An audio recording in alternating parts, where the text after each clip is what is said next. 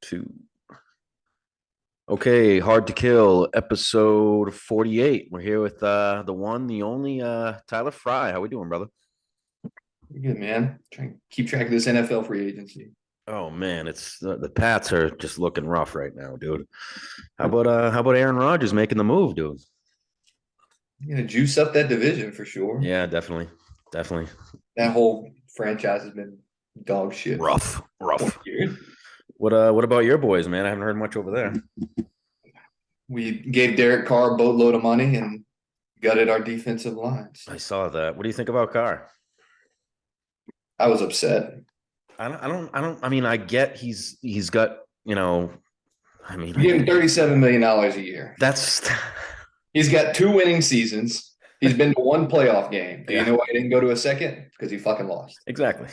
Exactly. But I mean, he's got that's the potential. going rate right now, dude. Like that's what these guys they're making. It's crazy. It's nuts. Crazy. We fucked up. I hear you. How's work on your end, man? Staying busy? Yeah, I just started this gig working from home. It's a nightmare. That's Thought that's it would be dope, man, like kicking it, but you got multiple different time zones, so people are pinging you at all hours of the day. what is it exactly doing? I do financial analytics for a big staffing company, so I shuffle look at financial statements and sales data and poke salespeople and say, hey man, Have you looking a know little light this month. We gonna hit this number? And they say, oh yeah. And then when they don't, I'm like, told you. and they're like, what do you do? You know?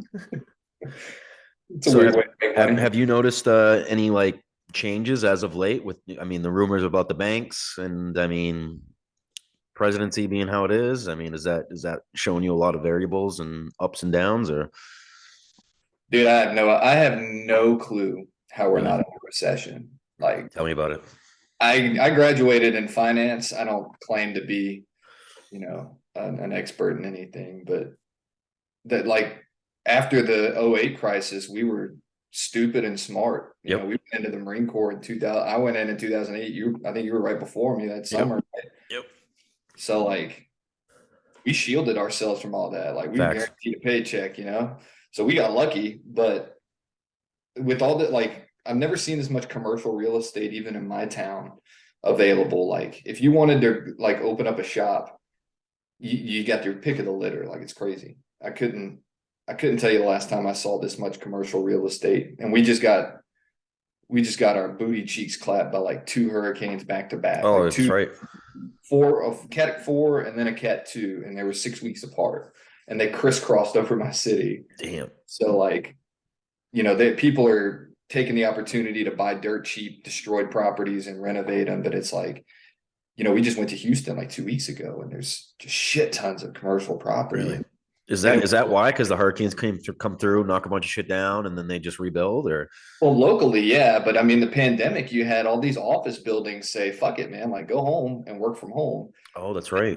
A lot of them are like, "All right, we'll come back to the office," and some of them are like, "Nah, dude. Like, Why would we even have to pay for that? Just keep them at home. Yeah, what do all these investors do with these, multi-billion-dollar, giant office complexes that are dependent on revenue from renters?" And the renters are like, "We're not going back. We're gonna yeah, write. exactly. That's an expense we don't need on the fucking budget." Yeah, definitely.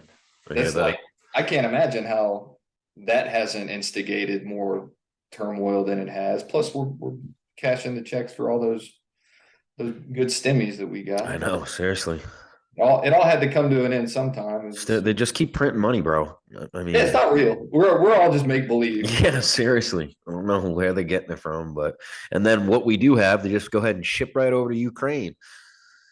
Yeah, I Well, don't even know what's going while on. everyone flies their flag. I mean, it's Well, it makes them look like good people. Man. sadly, Everybody wants to feel bro, like it they're really shows. It really shows how manipulative, or not even manipulative, how effective the media can be. I Oh, mean, you were right the first time, dude. yeah, yeah, no shit, right? It I don't know why. I can't understand why people still watch it. Like we watched all that bullshit with the pandemic, and like that shit was bizarre to me. Let me Like ask you about that. What do you really think scared that the shit out was? of Do you people. think that was a play, or do you think that was just a mistake somewhere? How can it be, dude? That was just so calculated. So there's so many inconsistencies, like for it to be a coincidence at Yeah, this point, exactly. and then the coordinated effort to push the one solution, the Uh-huh. one track, like it's this narrative and shut the fuck up. It's Yeah, like, well, exactly. it looks like it came from a lab. It's like, shut the fuck up. No, it didn't. And now 2 years later, they're like, look, Definitely man, keep it alive. get a little harder for us to tell people it didn't come from a fucking lab.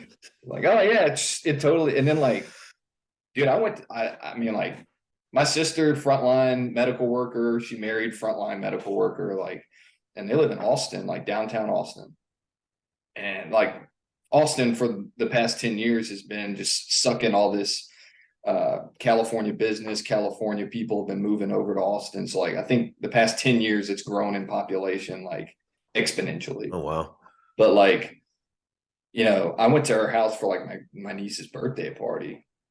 And then like a few months later, she was like, yo, I didn't know you weren't vaccinated. And I was like, oh, well, hi. Like Surprise. I didn't know, yeah, like I didn't know I was supposed to tell you. Like, because like my dad got a really rare disease. As part of the reason he passed away. Like I'm he sorry to got hear the that, flu bro. Sorry. shot.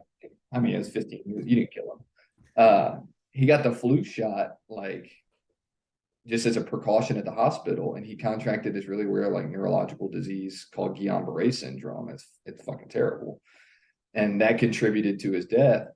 So like my sister used to even be like, nah, bro, no flu shot. She worked in ERs and shit, and they're like, vaccine time. And she was like, fuck you. Yeah. And Smart. she was like, yo, dude, like you didn't get the vaccination. Like, why would you not tell me that? And I was like, what part of our relationship makes you think I would just jump straight in and be like, they say it's great? Seriously, yeah. They say it's all And she good. was like, yeah. And she was like, well, dude, like we've been seeing healthy people like you, like young, healthy people fucked up. And I'm like, right, but statistically, it's very minimal Yeah, risk very, for very somebody small. like Yeah. and she was like, well, look, like I don't want you around the girls. And I was like, oh well, fuck, man. Really. She didn't come out and say that, I but like hear it. I hear it, but it's like, come on. they skirted, they definitely threw that out there, like, well, look, man, like the girls can't get vaccinated, and with things the way they are. And I was like, look, and my brother-in-law was very blunt. He was like, bro, and I was like, dude, I'm not gonna like I'll cut my foot off before I fucking harm my nieces. And Seriously. if you want me to get the vaccine, I'll get the vaccine just so I can see my nieces. But I'm gonna be butthurt about it. Like I'm gonna tell the nurse who's like giving me the stick and be like, hey, this is bullshit, right? And then yeah, like they lied. They lied. They lied about how effective it was. They suppressed any. They overcalculated how many people were Yep. contracting COVID. They undercalculated how many people were having these COVID vaccine reactions. Yeah, you're just hearing the Like, mumbles of that right now. Everyone like, oh, I kind and of all feel that's weird. starting to come to fruition. Everybody's Yep. like, well, it is what it is. Yep. That was everybody was scared. It's like you realize that everybody just like bought it. You guys all just fucking Yep. bought it. That's the And I'm media, the bro. asshole for not buying it. It's crazy how it really turned people against each other in that regard, man. Like, Oh yeah, that was sad. We get so like we get so zoned in on this dumb shit. yeah. Like you're Trump. I make fun of Trump all the time. How can you not? He literally is a comic book Yeah, character. he sets himself up, dude. I Come hope on. to God that there's somebody who like woke up from a coma in like September of 2016, and they were like, "Oh my God, how long's it been? Like 2 years. Like, what is it? It's 2016 presidential election. What's happening? Oh well, it's going to be Donald Trump versus Hillary Clinton. Like, get the fuck out of here. Come Like on, dude. there's no fucking way we would have bought that. And that happened. That is a Oh, chapter in a history book. yes. I can't wait for that to be pushed on kids like 20 years from now. Like, And it was 2 years after Benghazi, and like that woman has fucked up damn near everything she's touched. And Trump is just a repulsive individual. Like he refuses to play the game, dude. sadly, he looks like a professional now, dude. He's done so well. Like, He'd look at still be Biden. president if he would have just pretended to play the game. Definitely. He's just too Like, dude, like ignorant you to do don't have that. to make a snide comment every time somebody says some dumb Take shit. his fucking Twitter away, please. Just, I don't God. know. Yeah, dude, that shit just that whole like the past 5 years has literally just blown my mind. I'm like, this is like an episode of Black Mirror. Like this is all. Yeah, There's no, seriously. it's no fucking way this is real life, It but it just is. it just really scares me to show it shows how ignorant people are. They buy everything they're told, and then Yeah. Well, I'm I mean, so happy I didn't get I didn't get it, bro. And it was getting tough there at the end, dude, because people were starting to get nasty, dude. Like you can't work, you can't be around anyone, dude. Like next to different bathrooms or some shit like that. It's like, yeah.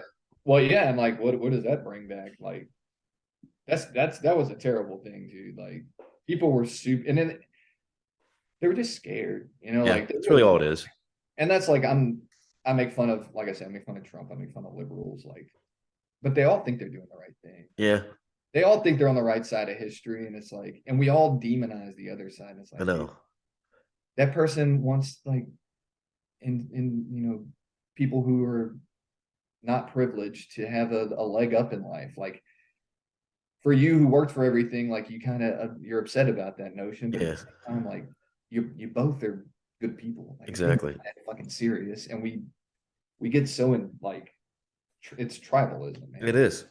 I just And it hate when doesn't I fucking hate when you demonize critical thinking though. Like if you don't believe what I believe, you're wrong and you're stupid and you need to be the you know blunt end of every insult that I have. I mean, it's I yeah, and I'm guilty of it too. Like mean everyone is. I make jokes all the time. I think this world is here to be enjoyed, and like I try not to hurt people's feelings, but like I That's a got big banned on Facebook one time no, for you making didn't. what is possibly the funniest thing I've ever said in my life. And it was like a article about like the is it Kendall Jenner or Kylie Jenner, the one with the makeup line. Kylie, I think. Whoever, yeah, she's and Sad, I know that. it said she's the first self-made billionaire woman. And I was, and people were like, kudos, like, go get it, girl. And I just couldn't leave it alone. So I jumped into comments and I said something like, the only self-made woman in that family is Bruce. And dude, my shit was just like notification, like hating on me, like DMs blowing Oh, up. that's And some people funny. were like, yo, that's hilarious. Savage. Yeah. And then literally it was just like 30 minutes of ping, ping, ping, ping, ping, ping, ping, and then shut down. Oh, come on, man. Like that was fucking Really? funny, dude. Yeah, they showed me. I've never been shut off from Facebook before. That's crazy. What do they even classify that? Hate? I don't know. I put it up for a review, but I don't remember. I just was like, what the Oh, hell? that's so ridiculous. That's I so don't give ridiculous, dude. It's getting worse and worse with that stuff, man. I mean, I stand by that statement. That's one of the come funniest things. on, how can you I live to not? 755 years old. I'll never say something funny. If I can make a stand-up special, just an hour of me repeating that joke, Oh years man. old by it, I would totally sell to that. So if you don't mind me switching gears on you, I kind of want to talk about you joining the Marine Corps a little bit, man. I always looked at you just as not to put a battery in your back or anything, but you're very intelligent. You're a critical thinker, and as we've seen, that's not the norm in the Marine Corps. I mean, what would you say was the catalyst or the thing that pushed you that way? I don't know, man. I've tried to like put a storyline together for that for a while, but my dad died when I was 17, about to turn 18. And I had already kind of kicked the idea around, like I don't know what the fuck I was gonna do. My grandfather was a chemist, a genius, and my Damn. dad was a district attorney and a genius. And his brother is a surgeon and a genius. And like I didn't know what interested me or what the fuck I was gonna do. I've always been good with like numbers and stuff. So I was like, man, I don't know what I'm gonna do. So I had like a negative GPA if that's possible. And I applied to my local college and LSU. And LSU was like, thanks, but no thanks. And then when I took my ACT, like my standardized test, my score was incredible. So they were like, oh, dude, you can totally get in here. But I had already enrolled in my current college or my local college. So I was like, I'll just transfer. And like I was paying for that shit out of pocket, man. And like my dad had just passed away. So like I kind of lost like, and me and my dad didn't have a great relationship as, when I was younger. But like as I became older and realized like, dude's got a stressful fucking job. Yeah. He's got two kids that are trying to rip each other apart, every time we see each You other. start understanding life a little more. Yeah. Right. Yeah. And I realized I was like, this dude's all right. And we became pretty good friends. And like two years later, their Yeah. relationship was torn apart by nature. So I was really didn't really know what to do, and I went and I talked to a guy who worked for the DEA, and he said that they really liked law enforcement background and military background. And I had already kind of decided that I wasn't going to keep paying for school out of pocket. So I walked in the recruiter's office and was like, "You guys pay for school?" They were like, "Yep." And I was like, "Do I sign up here? Or do I have to drive to like Paris Island myself?" And they were like, "Do you want to hear more about this?" And I was like, "I don't need to. Like, I ain't got your money." And they were like, "Sweet." So I signed up. I took an ASVAB, got a 90 fucking 5 on Damn. it. Like they didn't even believe that I got a 95. So they were like, "You can do anything you want." And I was like, "Cool, I want to do counterintelligence." And they were like, "Cool, you can't do that." Like, why? And they're like, "Because you told us you smoked marijuana." I was like, "Oh, okay. Well, then I want to be infantry." And they were like, "You don't want to do that." Like, you're really smart. They're not known for doing smart shit. I was like, well, I want to do that kind of cool stuff. So they told me to go combat engineer and military policeman. And I didn't know this at the time, but the mission was for them to build, they were doubling how many Yeah. MPs they needed. Yep. So they were like, yeah, MP, they do the same type of shit as grunts. And I was like, fuck yeah, dude. Let's end this war. Put me in Yeah. the game, coach. So I talked to my recruiter years later, and they were like, "Oh yeah, we totally had a number of MPs we needed to hit, and Oh you're one of man. those guys." And one of I'll the be first on people I talked to in the fucking fleet was like, "Why are you an MP?" Couldn't be counterintelligence because of a drug waiver. And he was counter intel. He was a sergeant. And he was like, "My drug waiver is the size of a fucking phone book." I was like, "Thank you, bro." Damn. Oh well. Fuck. Fucking recruiters, Turned man. out all right for me. Yeah, I hear you. So you went in like the latter of '08. What were you? You were you first battalion? The old third battalion, son. Oh, by the range. We got down and busy. Yeah, by the new exchange. Oh, okay, gotcha. Okay. So I always ask, give us one boot camp story, bro. Something that's engraved in you. I know we all got them. Hmm. The worst boot camp story. I was like invisible in boot camp. I knew the rules. I was a little guy. Double rations, which was great. So I was underweight or under my ideal weight. So they Yeah. gave me like extra food. Unrelated. But big football fan, you know that. Nick Saban, head coach of Alabama, currently and formerly. He was LSU's head coach before he tried to dip into the AFC East That's and right. for the Dolphins for 2 years. So like I don't know if this was just like a weird thing that they were doing that they started like that year, but a few times through boot camp they would kind of like sit you down and like try to talk to you like a human being. They didn't have moral conversations or like Yep. instill the morals in you or whatever. I don't know. But he was sitting down. He was like, "Yeah, my first name's Michael. I'm from Alabama." He's like senior drill instructor. You know the guy who's been screaming at us for weeks. He said, "I'm from Alabama. Roll Tide." And I was like, and I made like an audible sound. And he was like, "What the fuck was that?" And I was like, I'm a LSU fan, and Nick Saban in a couple weeks is going to go to Death Valley and coach from the fucking visitors sideline. And we're going to see what's up. And they go into the little senior drill instructor house Hutch. like that Yeah. night. And he was like, "Fry, I want you to see this." And I was like, "Oh shit. I don't know what's going on." And the Alabama was like to like kick a game-winning field goal, I think. And he shanks it, shank a pop. And he was like, so he made me stand like at parade rest, like as I watched this field goal, and he shanks it wide left or whatever, and he was like, "Get the fuck out of here!" I would come out running. LSU ends up losing in overtime, but so my poor rack mate, dude, like I was on the top rack, and my drill instructor came and literally for hours shook my rack and screamed, "Roll Tide, roll!" And like he would take a little break and then come back. Just like, oh Good fuck. shit. Like I still hate Alabama, like regardless of that story, How but could you not? that was pretty telling. And I got in a fight in the shower, like we had a fight club kind of, Yep. and you'd straighten out people who were kind of like fucking shit up for you. Yep. Oh yeah. And this kid like popped me in the mouth with his rifle, like we were standing. I don't know what you call it when you hold your rifle like that, crossbody, whatever. And he turned around and like hit me with the barrel of his rifle, busted my lip. I The was like, cocksucker. and I went to like put hands on him, and the drill instructor was right there. He's like, get inside. And like our guide was like, we'll take care of him later. So they woke me up, and our drill instructors caught us in this fight club bathroom. Nice. They were mad, but they were also like, this is fucking Proud. This is awesome. yeah. Oh, good shit. Yeah. All right. So we speed through boot camp, get through MCT, get through all that bullshit.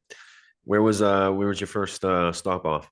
Oh, you went straight to Okie, right? Yeah, straight to Okie. We so the company that me and you met at was didn't exist. It was like me, Smith, Travis, and a handful of other guys, and we were PMO. Like, Oh, that's right. I That's check in right. with my little sheet, and I was like, I'm here to win the war on terror, please and thank you. And the lady was like, you're going to PMO, like whoop whoop. And I'm like, I know, I'm going field side. And she was like, field side doesn't exist. You're Oh, going Foster. perfect. So then, like 3 months after PMO starts, they pull us out for a field op. And then like 12 of us do this field op, and then we're at this office like debriefing, and they were like, you aren't going back to MP school or to PMO. PMO, you are going to start up MP company. And we were like, we're, and it was fucking dope, dude. That's Like, pretty dope, actually, dude. we didn't do shit. Yeah. Like we had like dumb working parties sometime, but we literally sat around this big conference table and Nice. bullshit. And we had like a master sergeant, like a captain or a lieutenant, and like a corporal and a sergeant. And then Leclerc shows up. Leclerc was one of our first NCOs to hit the unit, and then they just started boot dropping us. Like we would get some PCS guys, and we get like 8 boots. And it just started to fucking grow, man. It was, Who was the captain originally when I first got over the? You know who I'm talking about, the special one. I don't remember any of the officers. I think he was a captain. I remember first sergeant. He was a degenerate, and I loved him. Yes, I remember him. I'm talking. He was great. Who was the OIC over there?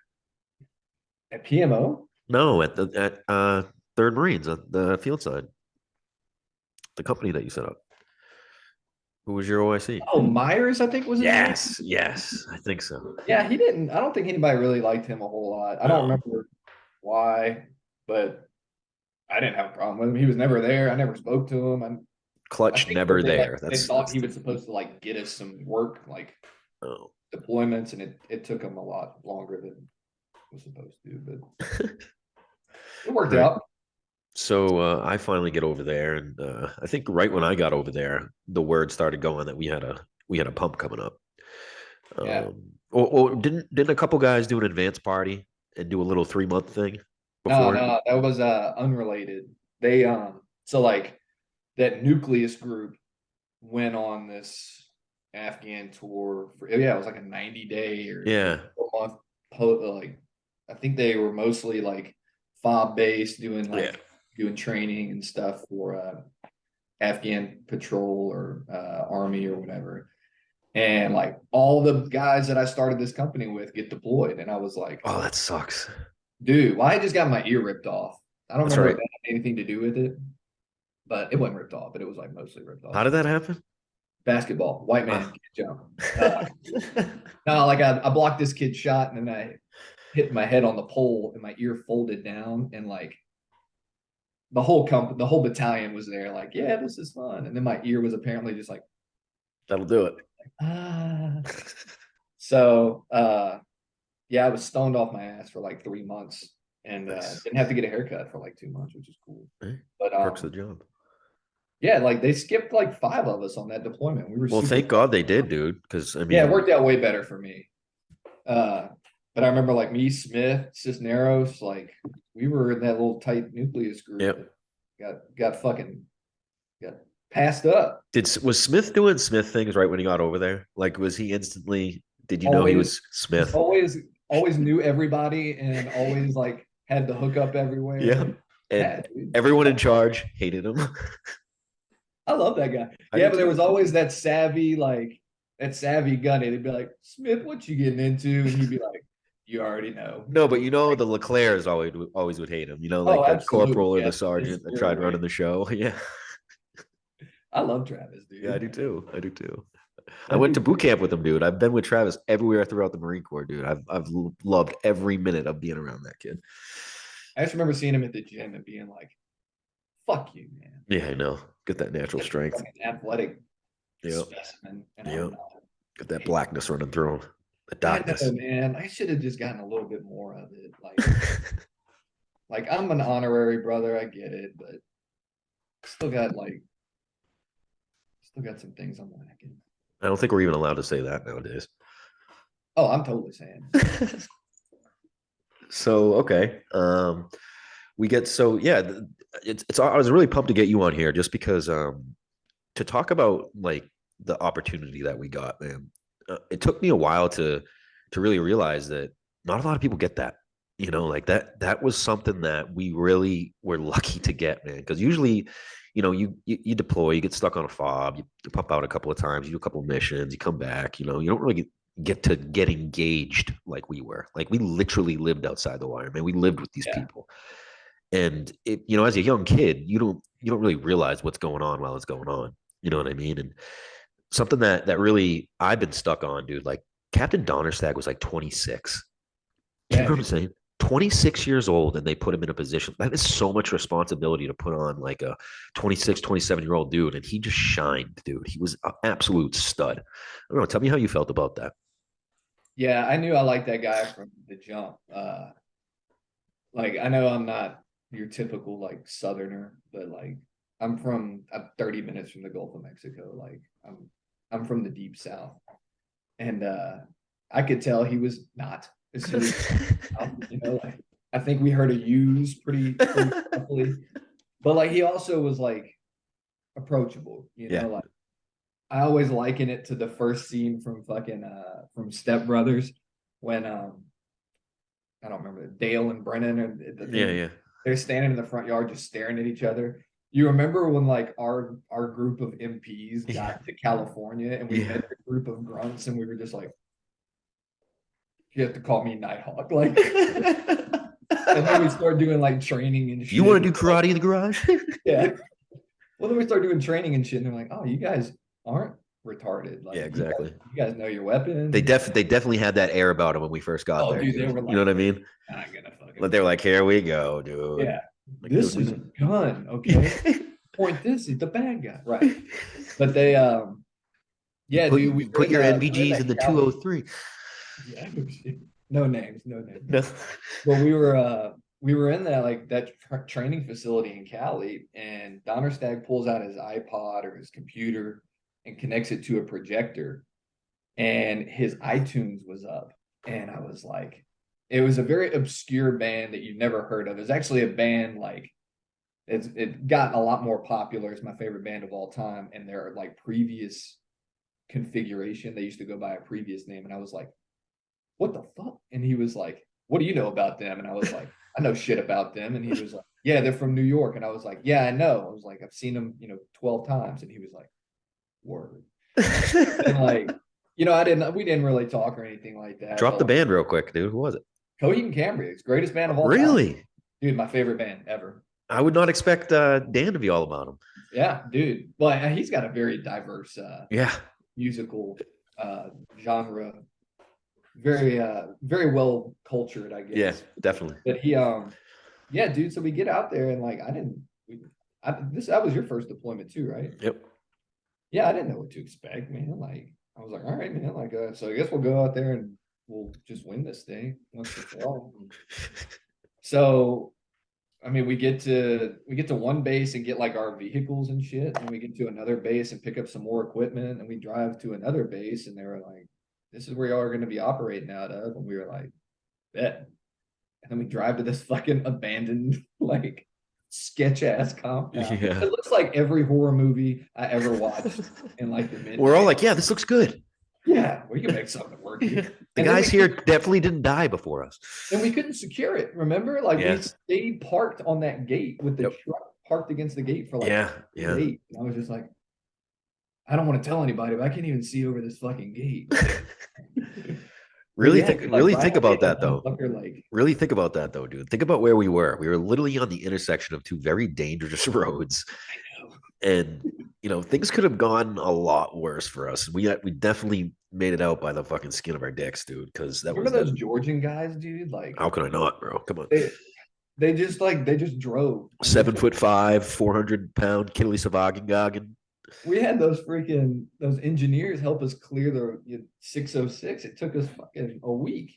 And They would just drive right over. those guys just fucking Mad Max Phantom Fury right over that. Dude, what the fuck? We'd always show up when they got hit, and they'd be like, "Whoa."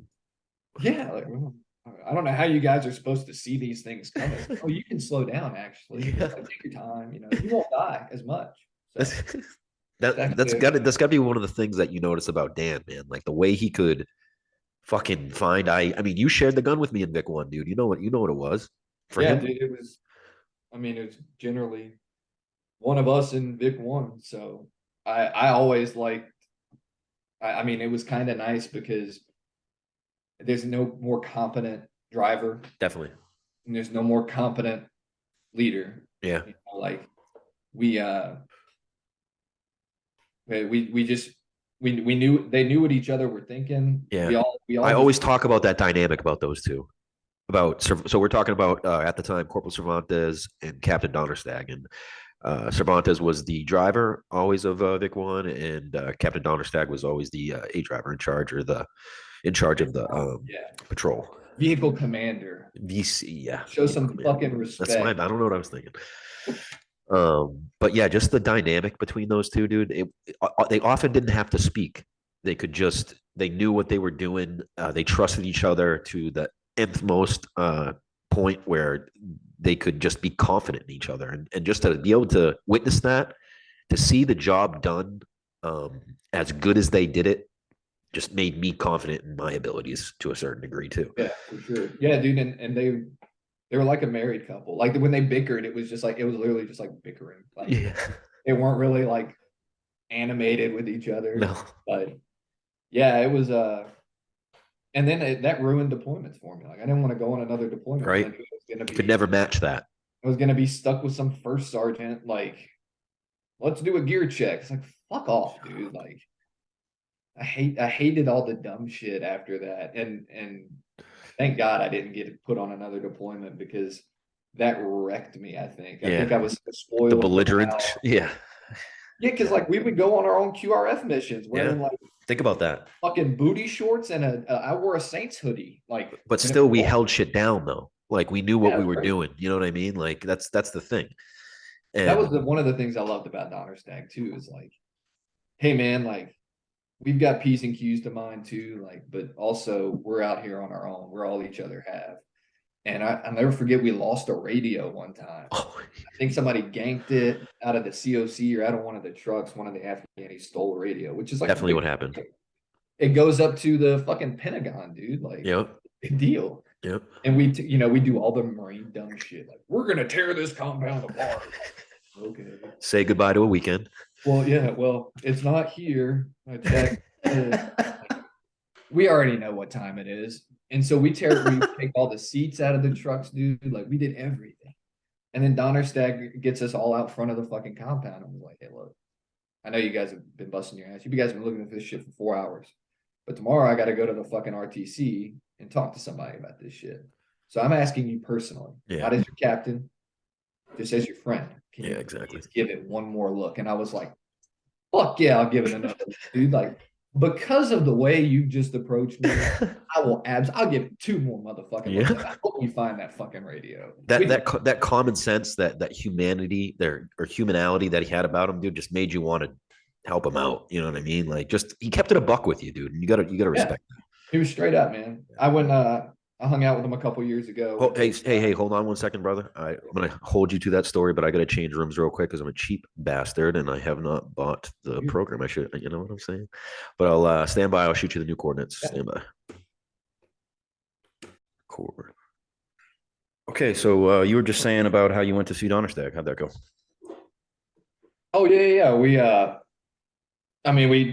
got a message from Raph, and he's still in the Marines, obviously, and he was like, "Yeah, man, I'm getting promoted to gunnery sergeant." And I was like, "That's right. Fuck yeah, dude! Like, so happy for you, man. Like, Marine Corps needs like 50 more of that guy. That's who they need to promote. God damn, exactly. And clone. Uh, he's doing a good job of cloning himself. He's got like 4 or 5 kids.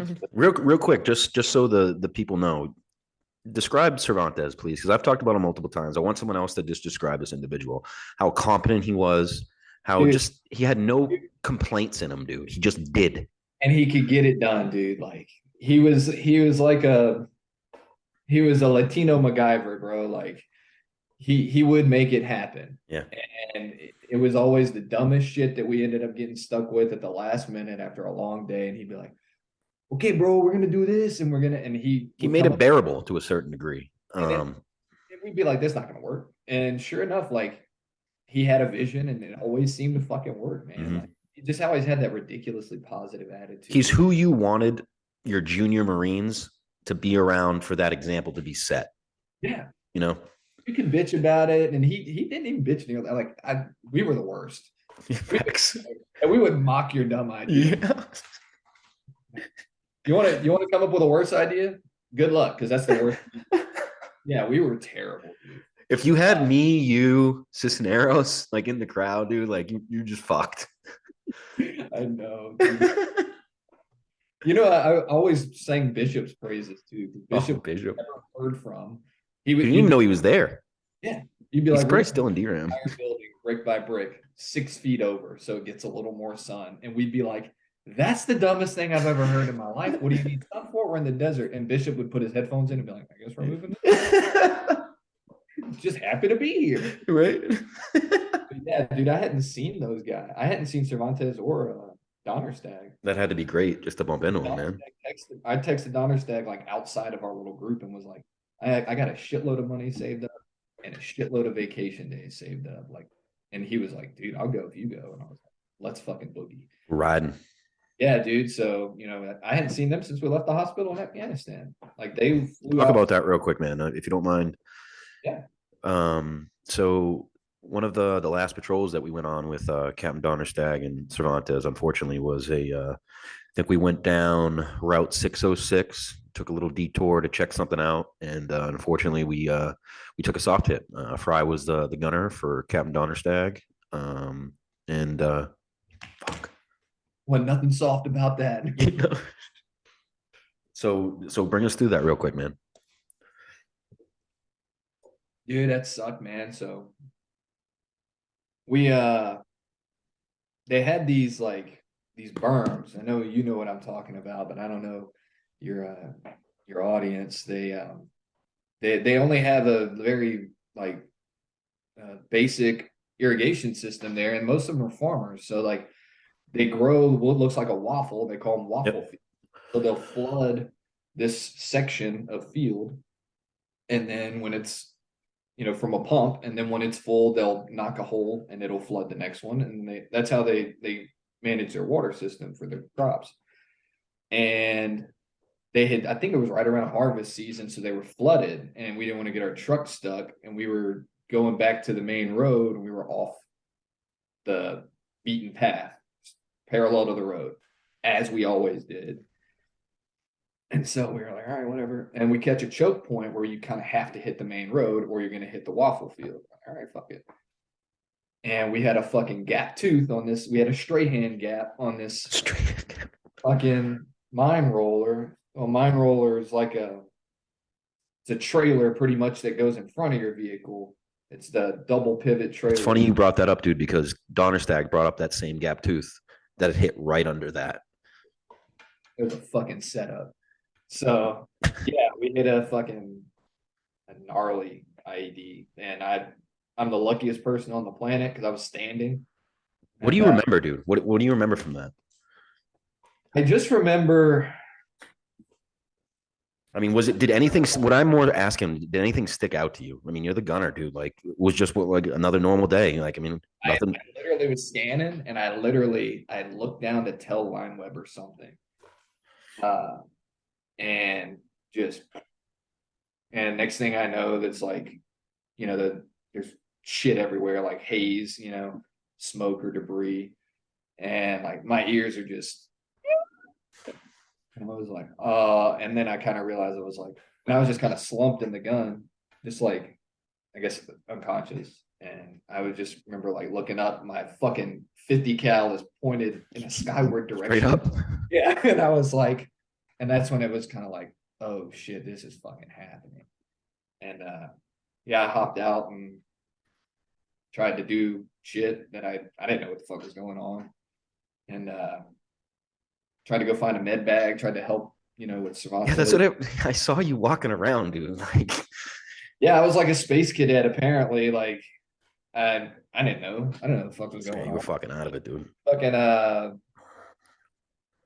but Martin, I guess, was like, I was like, yeah, we were trying to help with I think Don's legs. And I was like, yeah, we got a med bag. And he was like, what the fuck are you doing? And I was med bag. Got the back. Go lay down. And I was like, Wait, so that was Martin that came to you first, huh? I think sure. Yeah, I think I don't know. But I hopped out of the gun and was just like, Yeah. probably should have just gone and sat down because I was probably brain soup, but you never know, man. Like your instincts just keep kicking in. Facts. I don't Definitely. know what to do with these. Yeah. That was the fucking worst, man. It sucked even more because that was the last time we saw Dan for a while, man. Oh, dude, I cried. So, fuck. How could you not? They fucking like the Afghanis kept covering my face with a fucking hood. What I don't know what you call it. Uh, those decorative like rags. Hajibi, I thought Hajibi. they were like ceremoniously burying me. I was like, fucking stop it. And they were like, no. And they were, I didn't realize this at the time, but the helicopter was about to land. Oh, yeah.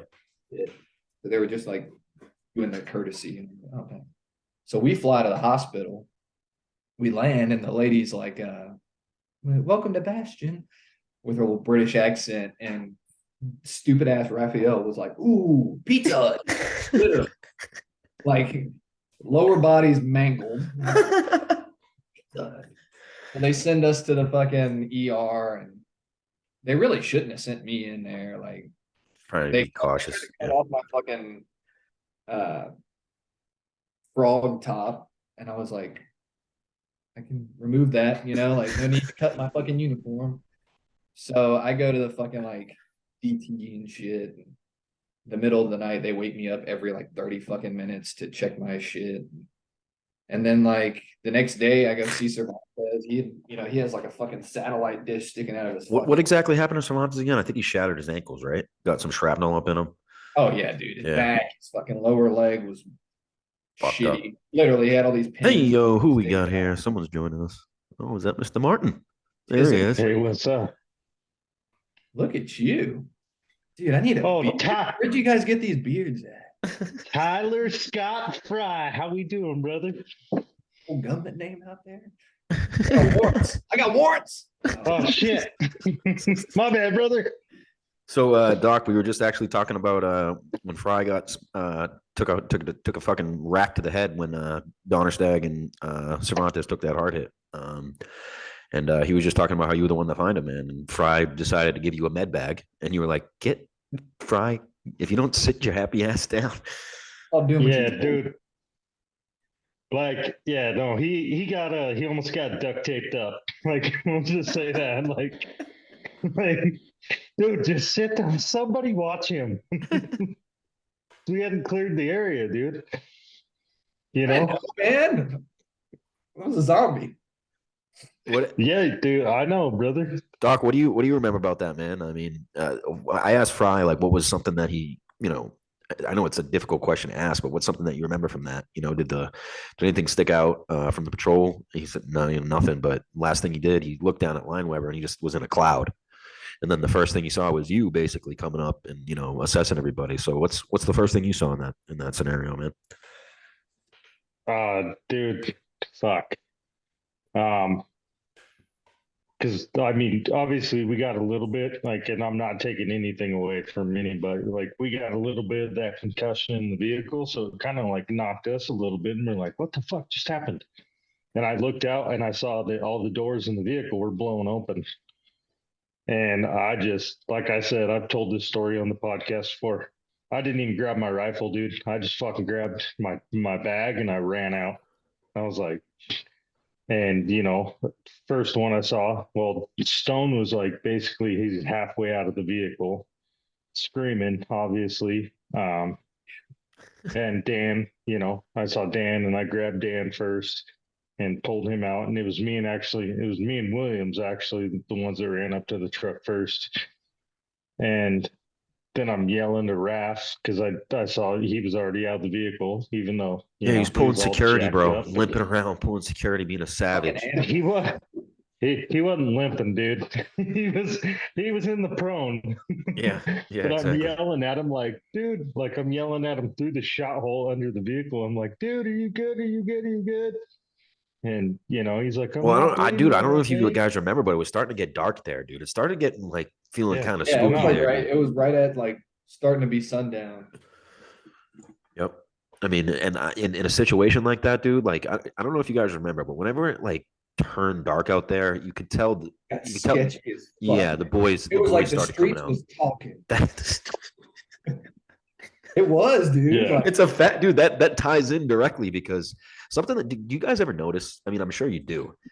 Whenever shit was about to pop off, no one was around. It was just would turn into this ghost town, and it would just give you this weird fucking feeling, dude. Like what the fuck, dude? Clearly, they were communicating to the populace somehow that listen, we're about to fuck these boys up. Get the fuck inside.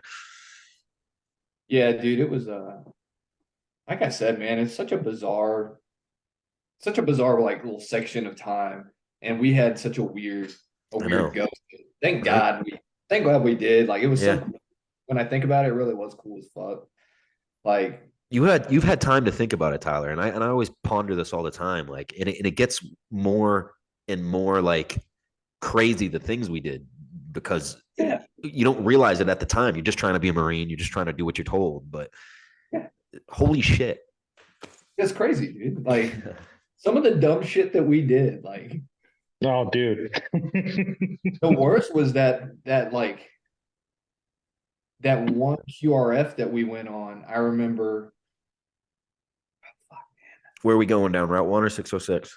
the one on Route One where your fucking 50 jams up, and I look over Bro. and you're What truck were you in, Fry? the MRAP next to you.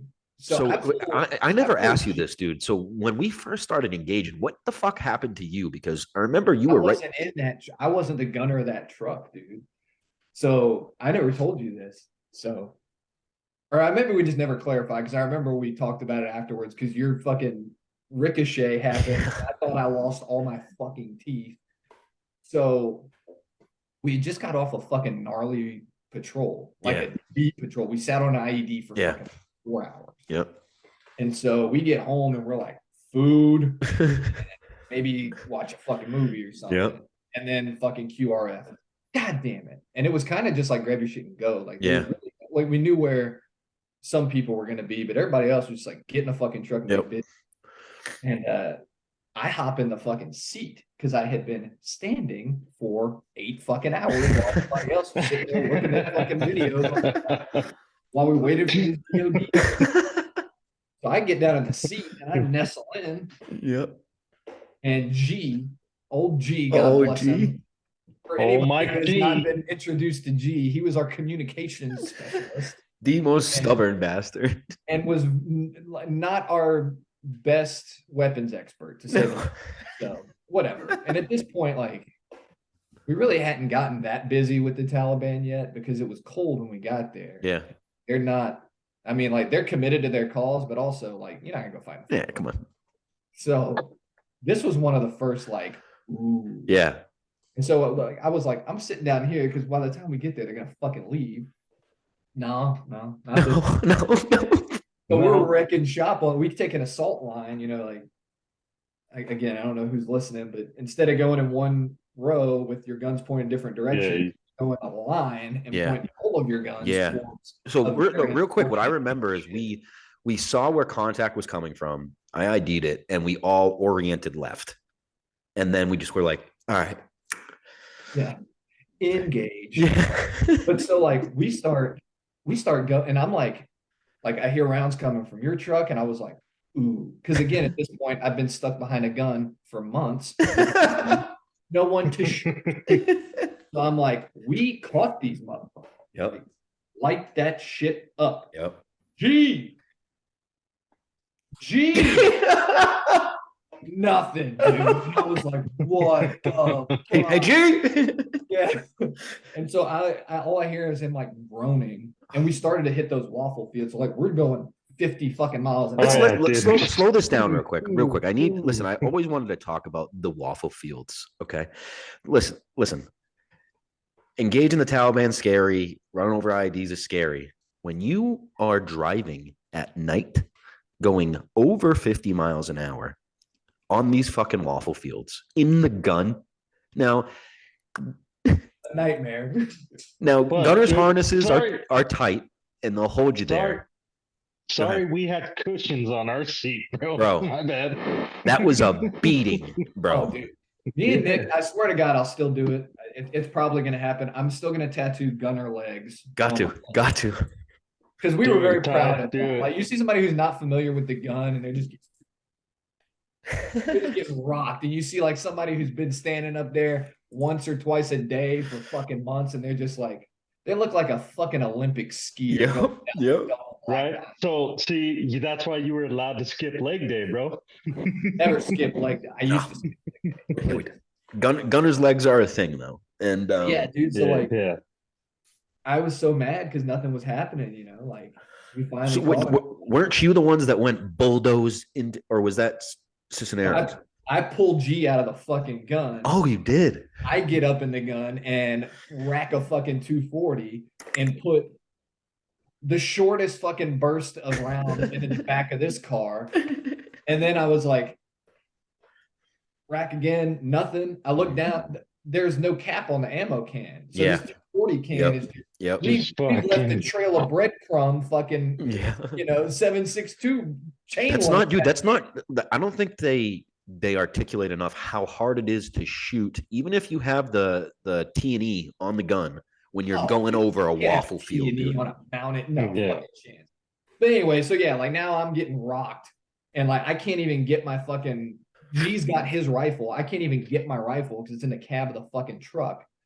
And I'm just kind of along for the ride. Luckily, the people who were in the vehicle in front of us had stopped shooting. So I wonder why. I'm looking over and seeing your fucking theatrics, and I was like, holy shit. And we hit a fucking wadi. Yeah. A riverbed. So I'm not strapped in, dude. My face hits this turret. Oh.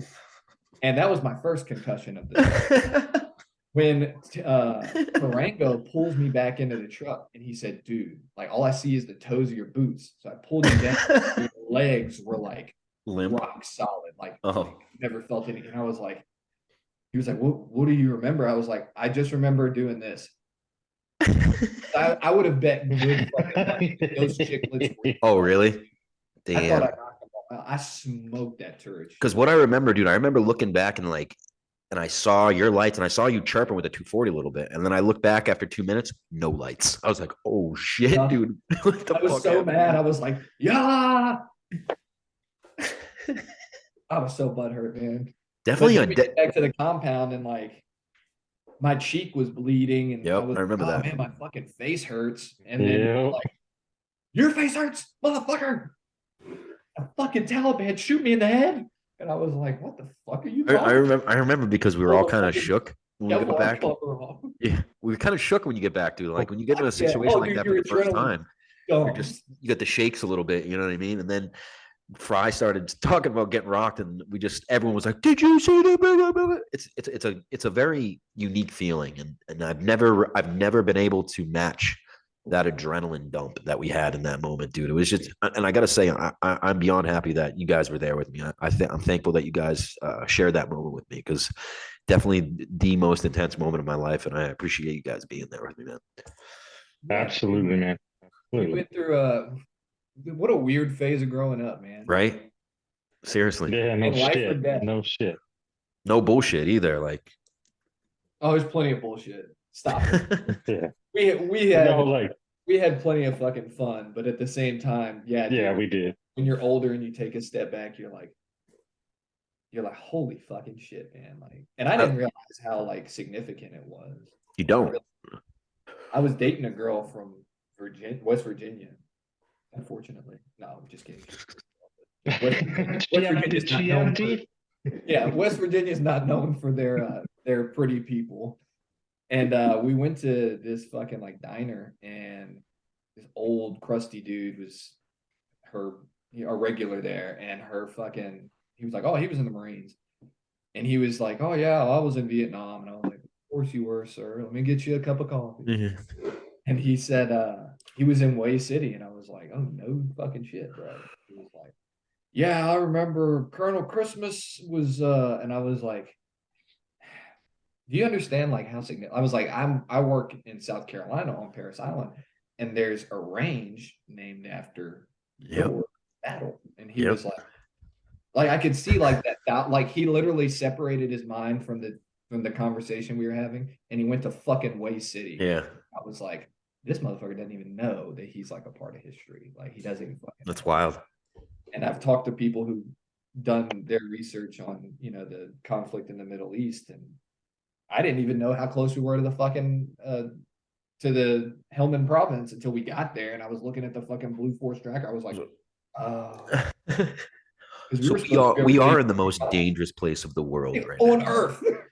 There's no more dangerous yeah. place on Earth. Like Something I'd like you guys to try to talk about real quick is something that I love about, maybe it was Captain Donnerstag, whoever was telling us where to go. I love that he gave us the responsibility and the trust to go just run a patrol base for a couple of weeks, dude. That to me was just the highlight of my life out there, man. Just going out. It was usually he'd ask like what 3-4 Marines to go out with like 10 AHP or ANA, you and always, yeah, we would just run the show. And, I did it twice. You Yeah. always did it, and it was the worst because you fucking grew a beard after 7 or 8 I minutes. know. So we go pick Yeah, up me- Nick, and it's like, bro. Well, nah, and I'd always volunteer, and I'd go with Nick, and yeah, we were just it was a shit show. Yeah, I went twice, and they kept trying to get they kept kind of Tiny Dancer, the little chubby Yeah. He Afghani. liked you. They kept trying to get him to kiss me, and he didn't, although he tried. Yeah, dude. In hindsight, that was probably one of the less more risky decisions he made. I don't know, Definitely. because dude, like shit pops off, Yeah. you're fucked. You're you know? cut off. Mm-hmm. And I mean, like we were well enough fortified. You got a crew serve weapon, a truck to get the fuck out of there if you need to. But I No, mean, but let's think rationally here, dude. If we really got attacked, dude, what are we gonna do? You're in a pinch. Yeah, exactly. You say your prayers. What Yeah. what since that happened, man, being where you are now, look at like as you said, look in hindsight. I don't know. What do you think about it? What are your takeaways from that, man? And even more than that, I kind of want to know. I think I already do. It's very hard for guys like us to have mentors or people that we look up to. Who was I think I already know, but I mean, was that for you, Captain Donnerstag, or who's someone that really set that example for you that you wanted to like emulate? And I think we all have high standards of who we think is a Marine and who we think is capable. Who is that person for you? It would probably have to be Donnerstag and Cervantes. And Definitely. And Cervantes was so not me, but it's who I should have been. It's who I really needed to be. And Donnerstag and me like had a lot in common. Like he fucking clowned me one time for I was beating on some Michael Bublé son. I mean, I was hitting it, and he was like, "Oh," because I mean, like if you go through a Marine barracks, at the time you're gonna hear the new Eminem album, the new Lil Wayne mixtape, Yeah. the new Disturbed, and the new Five Finger Death Punch. Like those four were happening. Yeah. And like I was listening. One of my best friends, I met him listening to fucking weird like show tune music. I was like, man, what the fuck are you listening to? I love it. Don't stop. I'm just asking you. And he called me out on that shit. And I was like, we would listen to like jazz and shit. But me and him had a lot in common. And he was capable of having like work conversations where you, yes, sir, and all that. Like those, what do you call those? Courtesies were expected. But then he also had a very real motherfucker vibe. Like, Yep. I'll tell you what's going on. I'll tell you what I think about what's going on. And he wasn't there to bullshit us. Like, do you notice like the difference between people like that and then you have like the simple-minded motherfuckers that can only stay with the yes sir, no sir, like this is the Marine Corps way. Like, have you ever in your life had a thought of your own? Never. No, I didn't think so. Yeah, dude. And then I get to South Carolina and meet the guy, Master Sergeant Lyons. He was former drill instructor. He was in the same AO as us. Martin, I don't know if you know him, but he was at the district war hall. Yep. And like Nick used to work for him in fucking SC. Yep. And so I check in with this dude and everybody's like, you're going to get crucified by this guy. And I was like, fucking great. You know, like low reg haircut, whatever. Here I go. Ass chewing number one. Here we go. Yeah, he's reading my fucking ribbons. He's like, where were you at in Afghanistan? I'm like, probably never heard of it, Delaware. And he was like, when were you there? Oh, you were with Donnerstag. Yep. And I've got 2 staff NCOs outside just waiting on him to rip me apart. And he was like, where were you at when they got hit? And I was like, on top of that. Yeah. I was in that truck. I almost got thrown out the top of the truck, bro. Yeah. Well, because Donnerstag and RAF were advanced parties. So they went and lived with that Warhawk team for, I don't know, 2-3 weeks. Yep. So like he knew Donnerstag very well. And I was like, yeah, I was in that truck. And he comes across the table, was like, dog. And I was like, all right. That's what we're gonna do. Yeah, but then like, and he was one of those yut devil dogs. Like he could probably recited the Marine hymn every night before bed. And like he walked like he was on the drill field. Yeah. But he was also such a good leader. Like, even though he wasn't my jive, it made you want to go that. I wanted to walk like that, bro. It was like, bro, he made me feel like I just graduated boot camp. I understand. There's certain guys you want to show that respect to, and you want to, because like 3 or 4 of them, dude. Me and you aren't those type of people. We've established that, but certain people you just want to go that extra mile for, just because you respect them a little bit. Yeah, dude. And we had 2 studs. I mean, we had good Marines across the board. We had some winners and we had some less than winners, but our team all together in Afghanistan was solid. It really was great, dude. It really worked cohesively very well. Very well. We had established a good pattern there. Getting shot, and it happened the same night that we had the security detail of brother Smur. But see, I told the story, but I didn't drop his name, so you dropped his name. Yeah, I know. Like I won't say what happened. Smur, we love you. We love you, Smur. You're a great dude. It was the same night, and Shit happens. I tell everybody that SEAL Team 6 was in the same neighborhood.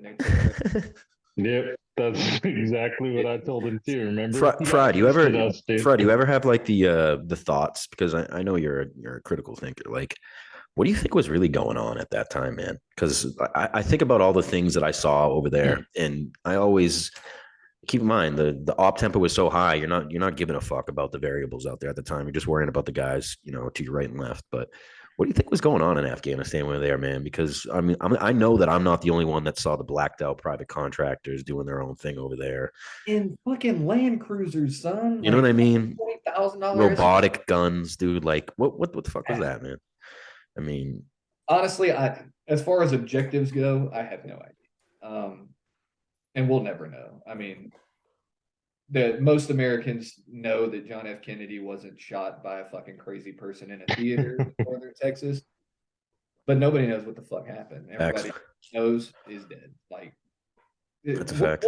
We'll never fucking know, dude. Whatever they were really getting at, it might be resource based. It might be because of oil reserves. I'm sure there's dollar bills behind it. Oh, I think the likelihood is thinking that it was there was a few shekels to be had. I think it had to do with any yellow cake. Right. I think the likelihood is shrinking that it was some Islamic terrorists that really fucking hated us, and we went over there to bring freedom. I mean, I'm really struggling with that lately, man. I mean, I used to be a pretty patriotic motherfucker, man. I was really like behind the cause, and now I look at just things as a whole, and it just bothers me, man. It's like I look at it, I see it how it is, how it unfolds, and it's a play. it's a money scheme. It's a way for someone to bring money out of a situation, and it bothers me, man, because we're the pawns that went and did it. You know what I mean? We have guys that didn't make it because of it. You know, it's just it sucks that guys like us get caught up in that scheme of patriotism at the time, and then you really realize what it is, and it's like, dude, this was just a bunch of fucking bullshit. Follow the money, man. Yeah. I unfortunately, I think that's probably right. And I see, like, I don't know who decided memes needed to be a thing, but I think they're the fucking funniest thing. Oh, I know. It's like its own little one line joke, and they'll be like, like Syria has the highest lithium reserves on the planet, and then it'll show like Trump putting on sunglasses. Sounds like they need some freedom over there. And I'm like, dude, that's fucking true. It's so true. Like, we're gonna. That was almost like you over the radio most of the time, brother. Like, you'd just be like, God damn it, Fry, shut up. Oh, yeah, Fry was a riot on radio. Trouble, bro. I still don't. But dude, I'm gonna send it to you, dude. I'm gonna send it to Nick so you can put it up on this podcast. You better send it. I have the best fucking picture of you, dude. You're passed out on your little bunk, and you're just in your fucking underwear, but you're laying like this. Like, you look like you're posing for a fucking picture, but you're knocked the fuck out. You're just passed out. Dude, that was we used to when we started sleeping outside was when it was fucking a nightmare, because we slept in that building with pure concrete, so it sits there and bakes in the trapped the heat, 40-degree sun all day. And then, after the summertime comes, we couldn't fall asleep because it was so fucking hot. It was like sleeping in a fucking just turned off pizza oven. So we go sleep outside. Yeah. Man. Yeah. Do you remember waking up outside with like thousands of flies on you, dude? Oh, dude. You remember those fly trap bags that we had? Dude, you know those little salt gun things? Yeah, those work. We would have wrecked shop with those, bro. We would have stacked. Bro, we all had fly swatters. Oh yeah, dude. Like, that was. I don't know where my pistol is, but I tell you where my fly swatter is. She's over there. If we had those little salt guns, we wouldn't have killed any flies. We'd have been shooting each other with them. Your family would be like, "What do you need? Do you need anything in a care package?" Fly swatter. Iodized. That was always the best day, dude. Care package day, dude. We were getting hooked up over there, dude. People were sending us some dope shit, dude. Dude, my girlfriend at the time used to send me Marlboro 27s, and you had a girl that sent you Newports. And so I thought I was my stupid ass. I was like, I'll probably quit smoking in Afghanistan. Yeah. Motherfucker, we get to Afghanistan and a carton of cigarettes is $5. Yeah. I was like, well, it would be irresponsibly, like, financially irresponsible. I'm saving money. Yeah. The fucking get a stressful shit would happen. Me and Nick would look at each other and be like, this is premium cigarettes. Yeah. We would go get a Marlboro or a Newport. Yep. So, you know what, Fry? Something I want to know. Give me your best give me your best jibble jab, man. Who got you the best? Who got me the best? Yeah, come on. You got dude. You took a couple of jiblins in Afghanistan. Give me just all. Yeah. I took a couple of good So a jibble jab, for everyone that doesn't know what a jibble jab is just when you get the absolute shit lifed out of you. When you just, minding your own business, just being a good to go Marine with your low boot blouses, low, sleeves, maybe a couple hairs down here, just minding your own business, trying to get some chow. And you might just catch some flack from a higher above gentleman. Give me the worst one you got, bud. I used to get it all the time for not wearing a skivvy shirt, especially in South Carolina. Like a lot. And luckily for me, it was never like that bad. But I had one lady pull rank on me, she was a staff sergeant, she's like a watch commander for her shift, and I was the off-going guy. And so I just put my blouse on, and she was like, "You need to put on a skivvy shirt." And I was like, "Roger that, will do." Roger, give her Roger. Yeah, check. She was like, "No, you need to put one on." I was like, "Right, well, I was in the vault, like where we issued the weapons." Yep. And I was like, "Well, I'm not gonna close this, so I'll give people their weapons, and then I'll throw the old shirt on for you." And she fucking came back. Really? She starts grilling me, and like, luckily I worked with Marines and DOD police officers. and those guys are all former military. Yeah. She comes back, she starts letting me have it, and like people are starting to take notice, dude. I was like, oh my god. I said, that's right, you got it. As soon as I'm done, I am going to put, because I don't want to relog the safe, so I will put a skivvy shirt on just as soon as I'm done. And she goes, that's right, you will, because I'm a staff sergeant and you're a lance corporal. Ooh. No, but it gets worse. See, it's those I- moments that people like me and you It just gotta always not does. respond. I'm a petty Betty, and I said, you're right. And at the time, they wore Chucks on Fridays. Oh, that's right. She was Okay. wearing Chucks as a staff sergeant, and she goes, "That's right, because I'm a staff sergeant." And I go, "Yep, you're a staff sergeant with 3 ribbons." Oh no, you didn't. Oh, dude! And all the DoD guys were like, "What?" Oh, dude, she destroyed me. I'm going through the gate to go back to my barracks because this was on Paris Island. So I'm going back to my barracks on the other base, and my watch commander goes, bloop, bloop, bloop. He's like, "Can you go ahead and swing by PMO?" And I was, that fucking chick ratted me out, bro. Hard. Big time. Oh, But my man. favorite was when we were in fucking Afghan, and I used to wear that pistol holster. Oh yeah. Like you guys all wore it on your leg. That was a dope holster, dude. But I wore the shoulder Yeah. holster because I grew up watching 90s cop movies. Come on, dude. Yeah, So bro. I always wanted one. And apparently, I didn't know this, but apparently, like that's a staff NCO officer kind of thing. Yeah. Yep. Mhm. It's not like a rule, but they wear them more than us. So, and I didn't wear my rank on my shoulder. I wore 2 IR patches. And that dude at fucking Delaram starts yanking you motherfuckers out of chow. Get a haircut. Cisneros, You're hardcore. too fucking dirty. Too fucking dirty. Gave him a Roger that.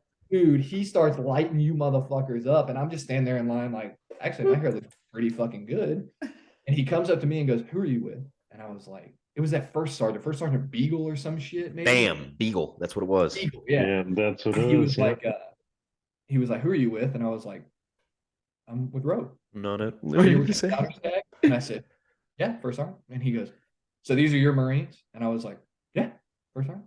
And he was like, "You need to tell Captain Donnerstag that you guys need to have a little more time. Maybe give yourself a couple hours more so you guys can all get some haircuts because you guys look like shit. You look like," he called us cowboy. Couple of cowboy Elvises.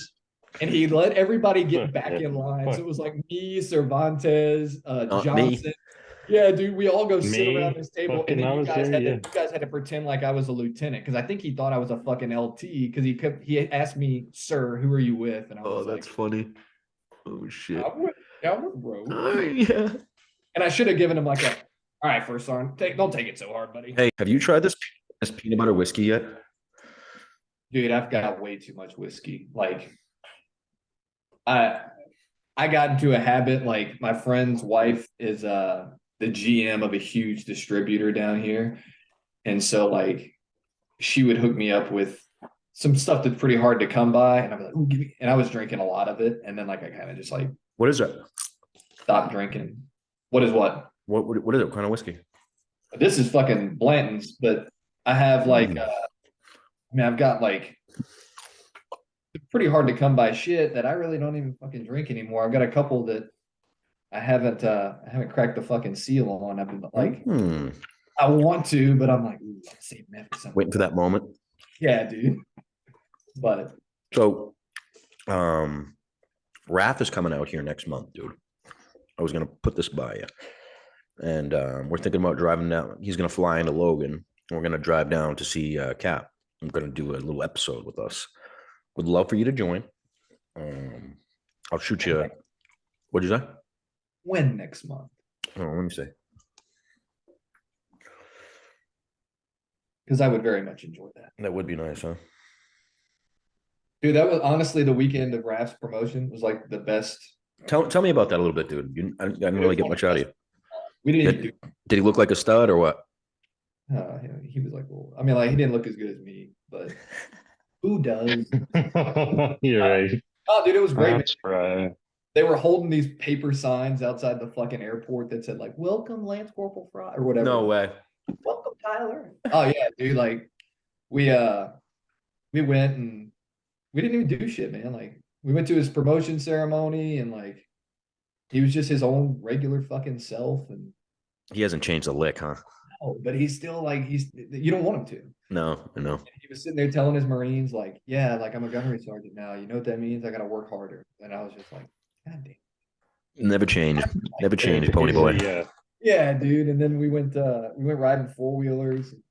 We were like, So he's coming the latter of April, bro.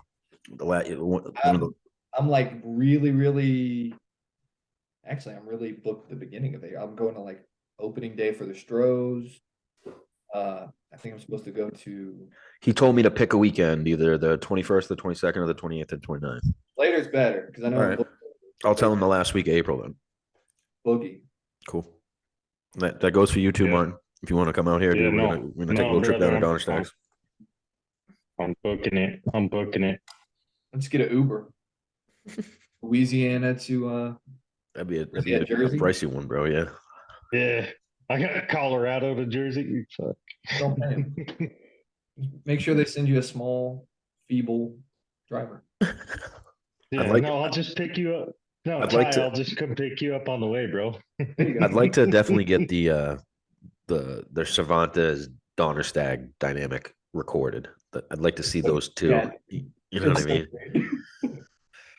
Because you got to hang out with them. Because Cervantes is doing so much traveling for a while. Yeah. Like, when he was doing all that work with Wounded Warrior. He was I actually have not seen Cervantes since 2016. Yeah, no, last time I saw him was when I put you guys on the helicopter that night.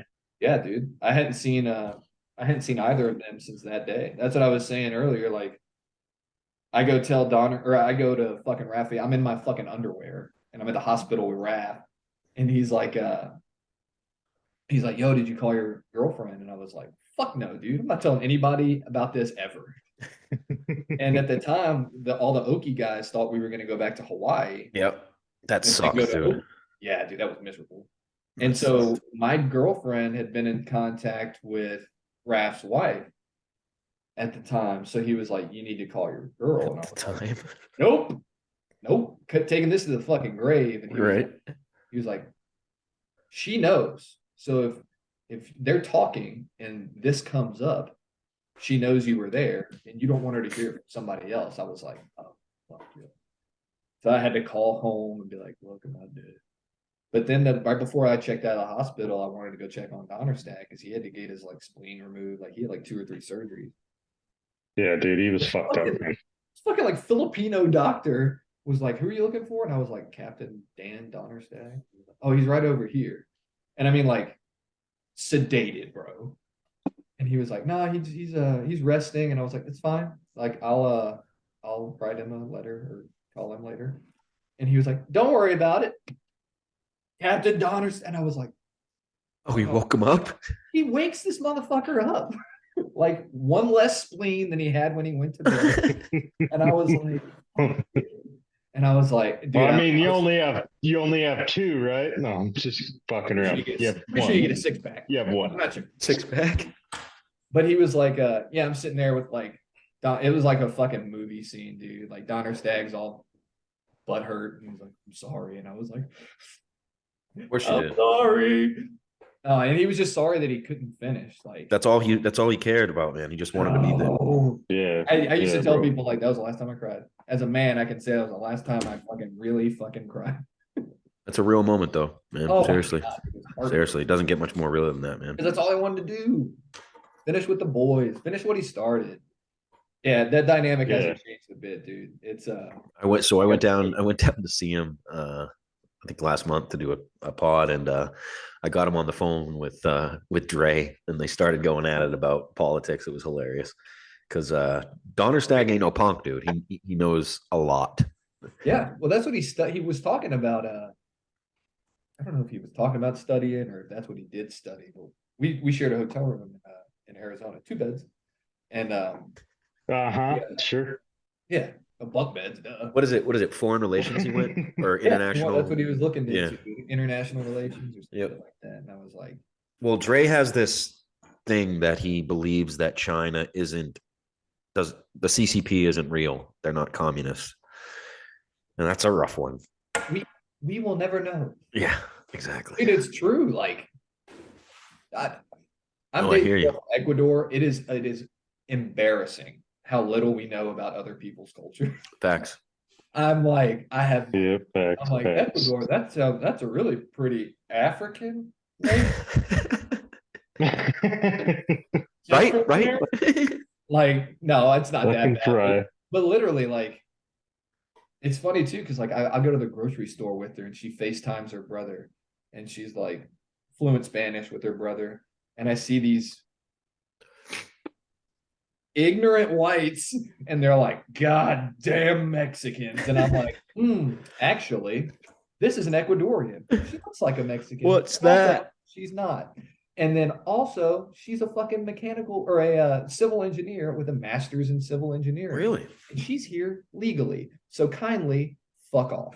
You know, like that's what I want to say. But I just tell me a little more about that, dude. How long you guys been together now? a little over a year, man. She's awesome. Where'd And you I've guys meet? never my best friend from like grade school. When I went to the military, he went to like tech school. And then when I was going to college after the military, he decided to go back to college. He's a mechanical engineer. He's dating a girl from Colombia who's a mechanical engineer. And I had just become single. We were all hanging out, and her best friend is from Ecuador. And her best friend was like, oh my God, that is a handsome gringo. So Yeah, Is that the first Like that, Latina laying for down. you? That your first taste? my first Ecuadorian for sure. Uh Got the grips oh, on you, dude, brother. she's fucking awesome, man. Like we get along scare like I hear you. eerily well. It doesn't make sense. I'm happy. I had to hear that, man. I It's tough to feel you, find. brother. So when you do find it, dude, hold it down for sure. Oh, Yeah, I absolutely. got lucky. I got lucky to find that, brother, and don't fucking let it go, man. Don't Yeah, let it go. really. Fuck no doubt, man. So you guys live together? You living together? No, she's super fucking like super independent. I have a fucking 3-bed, 2-bath house. I use the office, kitchen, and master bedroom. And she has her own apartment. Same She's here. like, I'll never fucking have won't have my own apartment. And I'm like, well, that's Okay. fiscally, that's a terrible idea. Like I'm cool with that. yeah, like I mean, like it doesn't bother me, but at the same time, like that's wasting money. Decision. She's fucking awesome, man. Can't shout out to Can't Tom. really knock it. Yeah, gotcha. I Awesome. knocked her. Don't get me wrong. Ooh, Just kidding. We're Christian. easy.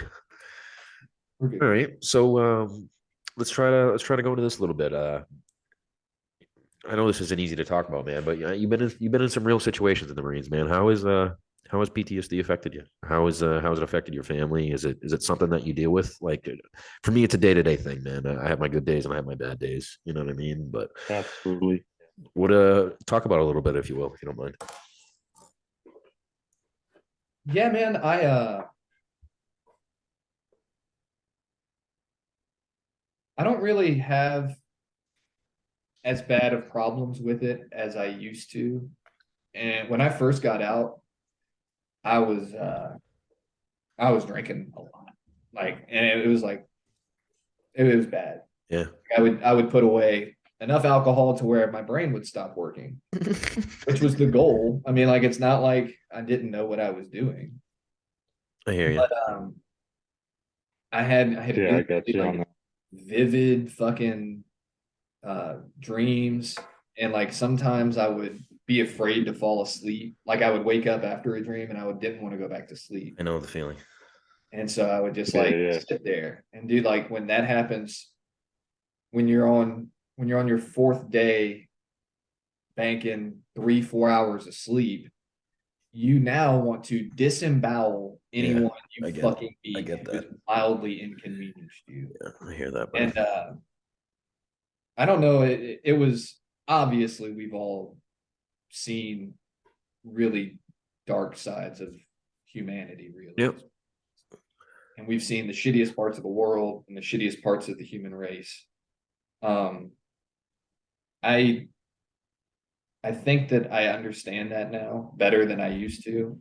And now I just live with I still have my sleep problems sometimes. I still have random night terrors. Like they don't happen every other night anymore, thank God. But they still like I'll still wake up like, Bro, I'm actually happy. I'm oh actually happy when I don't dream, dude, because at least yeah, not dreaming is no risk. yeah, yeah. But sometimes Yeah. you wake up and you're like, damn, dude, that chick was feeling me. And sometimes you wake up and you're like, I was about to put Sometimes my I'm. thumbs in somebody's eyeballs. Like Yeah, sometimes they get really vivid. yeah, But definitely. as far as like what I had problems with the VA because that when we got back, it was really, really serious. It was in the news, it was bad, and Yeah. Yeah. people were afraid of it. So, and at the time, I don't know if y'all remember the Obama administration, the Sandy Hook Yep. shooting, but they were really, really, really pushing for people with any type of mental diagnosis to not be able to purchase firearms. Yeah. Like, ooh, not crazy about Problem. that. Yeah, like I'm just not crazy about that. Yeah. So I Yeah. go every time you went to a Navy medical clinic, they would ask you to fill out this little survey. Do you have any handguns? Yeah. Yeah. Last two questions were always, do you think about hurting yourself? Yeah. Or do you think about hurting other people? And do you think the world would be better off without you in there? Something along those lines. And I was Yeah. always like, terrible dreams, terrible anxiety, don't like some of the things I used to love. Sometimes I relive bad experiences and it seems like they're also having like all the way down on this side. Then it was like, kill yourself or kill others. I'm like, no, no. Yeah. Like So if you're ever honest with those things, it's a problem, bro. it In was to date. Yeah. But then they made me go to fucking psych. And I Yeah. like Yeah. didn't go because I didn't want to get diagnosed. No, I hear you. I hear And you. as you guys know, like your chain of command gets a list of like who's not been vaccinated, who's a class 4 dental. And so like my fucking XO was like, hey, why are you labeled as a hostile psychiatric patient? And I was like, I had just loaded up for PMO. I was like, don't know, bro. What do you mean? And so I told him what was up. I was like, look, man, like they keep wanting to see me for PTSD, which I don't think I have. And it gets stigmatized. No, it does. It does. Hollywood is a fucking beautiful thing. For sure. I've never gone into my front yard and dug a fucking hole and slept in it. I've never woken up my girlfriend with a fucking sleeper hold, like it's just these weird little reactions that I have to memories or dreams. And like I'm very aware of That's no, not to cut you off, dude. That's a very good point, dude. Hollywood does significantly stigmatize PTSD, and it's not what it looks like in these fucking movies, people. Like, we're not some fucking off the boat psychos that can't tell the difference between today and tomorrow. But to connect that with weapons, people, we are proficient in weapons. That's the only thing that we know very well. We've slept with these things, and when you take away our right to have them, it's going to cause more problems. It's going to cause a psychotic. We literally used to be beaten like for not having that. You will have that with you, or you will have something terrible happen to you. If it's not a combat situation where like you lost a weapon. Yep. If we were in training and you didn't have and a senior guy could come snake your weapon away from you, they would make you and your whole team run 8 miles up the fucking some dumb shit. So it's drilled into your brain at a young age. Always keep your weapon on you. So now when we get into civilian life and all of a sudden that's stigmatized and taken away from us, what do you think is going to happen? Common sense applies, please. Think about this. You're taking somebody who you've already acknowledged as having a very volatile mental state, and then you're going to take something away that they have to protect themselves, a pretty strong connection to. And don't get me wrong, I'm not saying that we should just give these. No, I understand. I get it. Here's your therapy gun. Yeah. Saying. But you can't just make a blanket statement based. And then they labeled everything as PTSD. Like, and I'm not bashing fucking people who've been in tragic car accidents or people who've been. Alexander Ocasio-Cortez said that she has PTSD from January 6th. And I'm like, do you? That's something that do you though? But people can say they have PTSD over anything. That's something that bothers me, man. I know you've noticed that. Now I've done these. Shout out to AOC, by the way. Get on there and go, guys. I've done these groups in the VA. I've done these PTSD workshops, and it's clear to me that PTSD is just this catch-all thing that everyone wants to get behind. I don't know. It's not a club, people. It's not something you want to be a part of. I promise you that. Like, Yeah, no. it just seems like it's been Hollywood has popularized it in this generation, and everyone wants to do it. And it's super cliche and super corny. Well, Hollywood, yeah, dude. Hollywood sensationalized it, and then we also have this fucking TikTok culture where everybody wants to have some sort of thing that they can claim is a disadvantage to them, whether it's some form of another. They want to be able to claim something like everybody has anxiety now, and anxiety is literally just a regular fucking human emotion. Like, I understand more and more, like elders. No, do you know what I mean when I say that? Like, I'm that old guy. Yeah, like, generation's ridiculous. It's like I fucking hate them, man. And let me cut you off real quick, Nick. Sorry. But no, I was doing taxes and everything, and you get a 1099 from the VA, and it's tax free, obviously. So you just have to show like that proof of income and all that. And the chick said to me, she goes, "Well, that must be nice getting all that free money." And I said, "I'll fucking trade you right now." Yeah.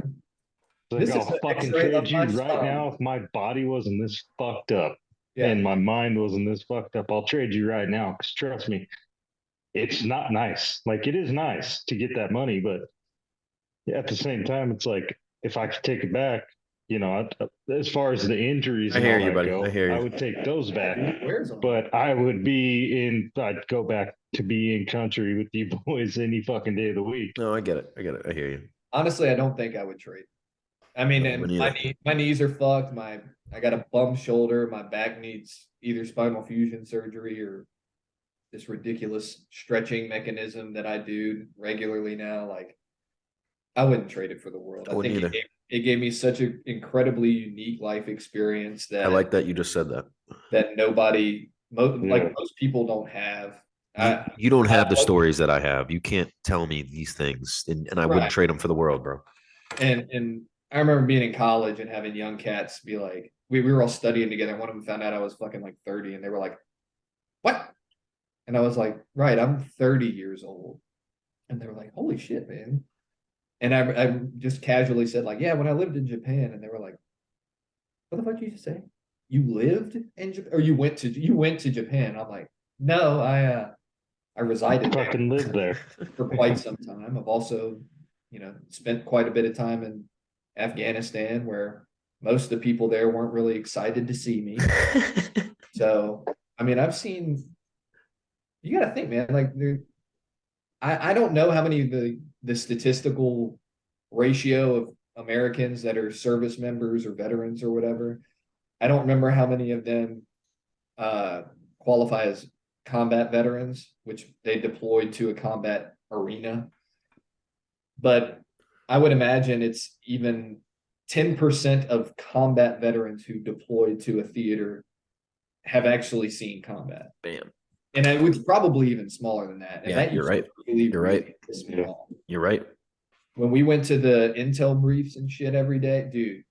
Yep. God bless his soul. He's still alive. I don't know why I'm saying it like that, but John DeMarco, that ornery little redheaded Georgia fireman now, he lit these motherfuckers up at the barber shop one time. What happened? I was getting my hair cut. You remember those like Romanian bitches that used to cut? Not bitches, Yeah. They used to cut women. Can't say that. Sorry. We'll say women. Women. So they're cutting my hair and they're like, "Wash?" And I was like, "Fuck yeah, wash." Sign me up. Because mind you, we live in a compound with no running water. And we're on a base where these guys have these shower trailers and a gym and a fucking internet cafe and 2 fucking chow halls. Yep. So these guys don't know that that's where I'm. That's the streets I'm from, and I'm getting my hair washed. And one of them says something cute to somebody, to his buddy, about me getting my hair. I guess And John Marco was like, I just hear John Marco laying into this. Marco gave it to him? Yeah. And I was like, what the fuck is your problem? And so I leave the barber shop, and then Marco comes back to the truck. I was like, what was that guy's problem? He was like, he said something about you getting your hair washed. And I was like, it must be fucking nice. Get a hot shower every day. And I was like, John. Gave it to him. Thanks, man. Appreciate you. Yeah, okay, good for him. Good for him, though, dude. I love DeMarco, man. I've always loved DeMarco.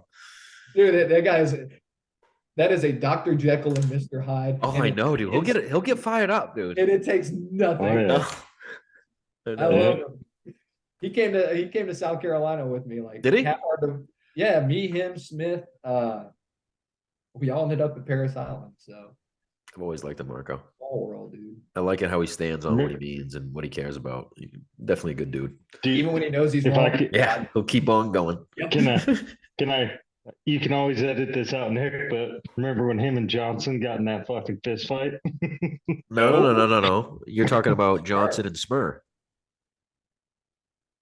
Yeah, I think it was Johnson, DeMarco, and Johnson. It was the greatest fist fight I've ever seen. I was so happy that I was involved in that moment of time. Me too, dude. I was just sitting like in the four because I was like, this could go one of two ways. My favorite was right before it really popped off. Smur looked at Johnson and said, "Come on, Johnson, I can take one on the chin." And about 5 seconds later, Smur was on all fours. Could not take one on the chin.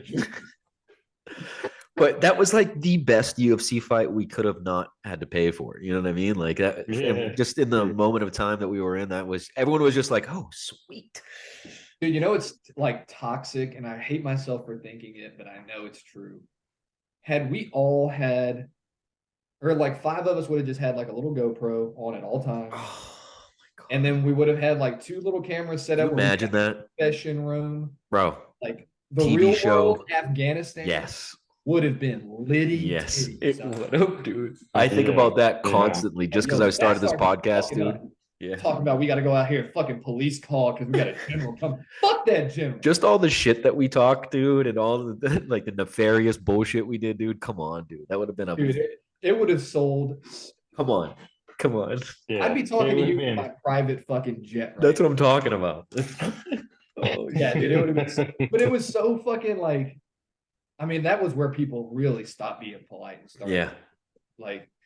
That shit was so fucking funny, man. I really hope that we can continue because that's one of the things I regret, dude. A lot of us weren't able to record a lot of stuff, keep a lot of the pictures. I hope we can keep the memories alive just through talking about them, man, because we had so many different scenarios that happened over there that I want to remember. Seriously, like. So I don't know if you let people pick their walkout music, but I saw the other day you posted one, or today you posted one, and it had 311. Much props to 311 at all times. But I was making a video of all of our fucking deployment shit, and I had, again, my band that I like, Coheed and Cambria. I had one of their songs like fading in, and then when their intro breaks and it gets heavier, it was like 3 IEDs going off, and then I was like, and then we'll put some fucking gunfire videos in here. And then I thought, and I was like, who's got gunfire? Does anybody have any like live action gunfire videos? Right. But nobody does. Like, we were recording that shit. Think about that, dude. Let's really break that down. It always popped off. If shit's popping off, dude, and you're really doing what you should be doing, dude, you're not recording the shit. Nobody. Come on. Tarango tried. Tarango got it. He did. He has the most accurate, But nobody could predict when it was gonna fucking. I understand it's awesome to have someone to have a camera and shit, but dude, if shit's popping off and you're worried about a camera, dude, get the fuck off my team. You know what I mean? And I've had conversations. Yeah. Like speaking about like what you were talking about with Dre, like the big socio-political, socio-military picture. I hate when people are like, I think young men really should spend 2 years in the military. And I'm like, do you? Hey man, as a guy who's been to war, I don't want some kid next to me who's only here because he has to be. Yeah, exactly. That's a great point. Oh, fuck. Like, I'm just gonna surrender and kill myself. Like, great point. Yeah. I don't want a bunch of fucking guys. That's something that we dealt with in the corner pissing himself. That's something that we dealt with a few times over there, man. Think about it. I'm not going to name names or anything, but there was a considerable amount of times that we had people that got shook behind the trigger when they should have pulled it.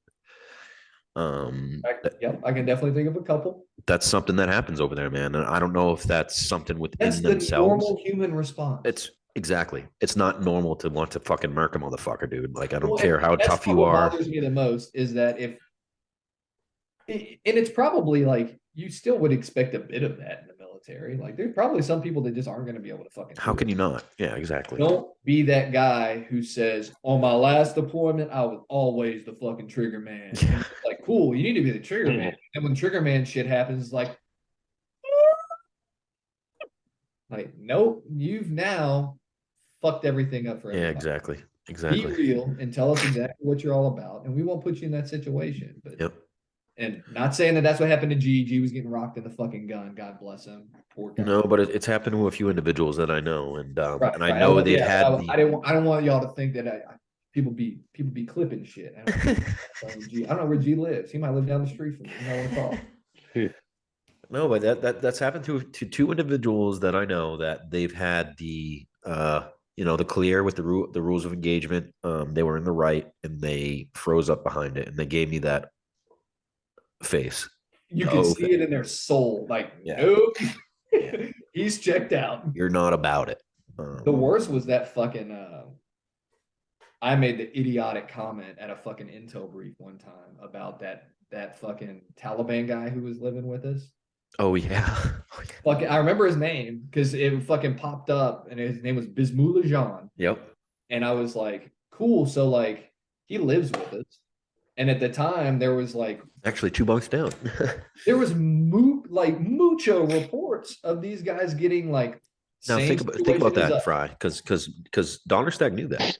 Yeah. Now think about. I mean, like he told us he was straight. I remember specifically. We had to sit down, and he was like, "Listen, from now on, we're condition one on the premises, dude. Like, you keep one in there." Yeah. But at the time, we had read all those stories because there were so many other teams like us that were living amongst, Afghani or Iraqi army or police forces, and everything's fine. You're doing training, you're doing patrols, and then in the middle of the night, Agent X wakes up, murks your captain and 2 other guys, and then walks into the fucking sunset, a goddamn Taliban hero.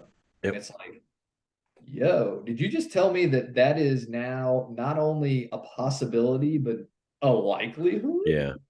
And when he said that, I remember I was just like, yeah. So like, I get my ass chewed if I just fucking 9-9 this dude in his seriously, sleep. Like, right? Is that like I'll take an ass chewed. I'll take it. Fry, Fry, have you seen recently the Afghan things that went down recently about he had to address Congress about not having dude, they're all these congressional. I know you've seen it. But they're fucking dog and pony shit. Yeah. It's like no, I know. I understand. Like, you get 5 minutes to talk. He's not allowed to answer. And when he does answer, he's never going to say, yep, or no. He's going to say, no, it was a complex situation. They don't give direct answers. That's true. It's to make you feel like you got some closure. But look, how long were we going to stay there? Of course. I hear you. I hate it as much as you do because the first thing that I saw was Delaram. Delaram fell. No, not even that, dude. I understand where you're coming from, dude. Why the fuck were we there in the first place, dude? Sure. Honestly, come on. But that was one of the first things I saw was the Taliban had claimed control of the Nimruz province. Yeah. I was in that province. And then right after that, the Taliban control had spread. And then like. Now really think about that though. That means everyone that we put in control is probably. Oh yeah, dead ski. My favorite was fucking, and I hate to say this, but the feminist movement is like big. And I subscribed to the Wall Street Journal because Fox News tends to tilt things their way and MSN or CNN, whatever, they tilt shit the other way. And I really just want the information. Yeah. Wall Street Journal tends to care about the fucking money. They're pretty clear. But it said like the Taliban has officially banned educating women. And I was like, where are all the feminists at? Like, we got shit to say about that. And we had fucking, we had 2 hurricanes butt fuck this community. And there's a shitload of people down here getting these power lines back up. A lot of them were dudes. In fact, I'd be willing to say all of them. Everyone. Almost all of them. And it's like, hold on, I didn't see any pussy hat wearing motherfuckers out here saying we need more women making the power work. It's like, no, you don't care when it's convenient. You care about the other shit. Exactly. But no, yeah, dude, the shit that happened in Afghanistan was heartbreaking because I literally I felt such a connection to Vietnam.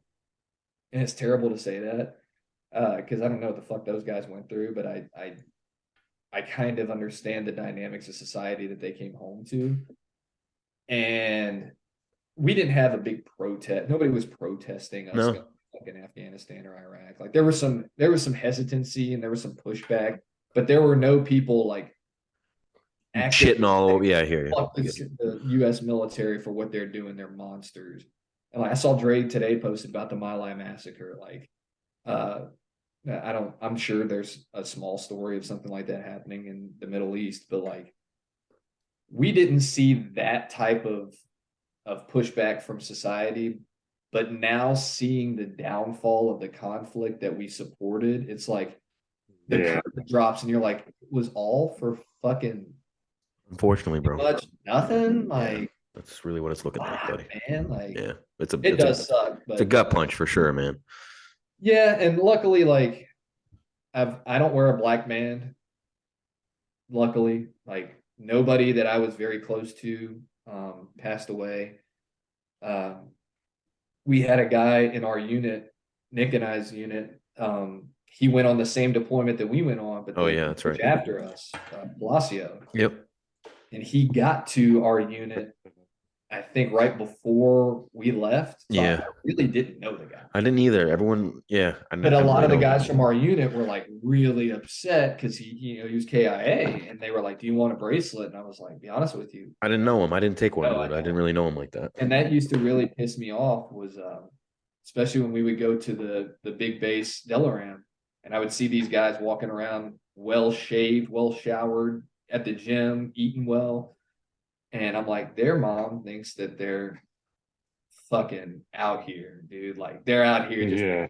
I love how real you are, man. I really do. It bothered I appreciate because you hit on a lot of things that I feel strongly about. And it's a lie of omission. Like they don't tell mom I'm out here. Yeah, I was. But they let it foster and fester. They don't say, look, mom. They don't correct it. They don't correct it. I am real about safer than you are. Yeah, you know, like they don't say that kind of shit. And that used to bother the fuck out of me. And dude, seeing that kind of shit, and like you were saying with the PTSD shit, you see a lot of people that they tell their story, and you're like, I smell a little something. Not all true. You were behind a rocket launcher, a belt-fed rocket launcher. Yeah, it was just you.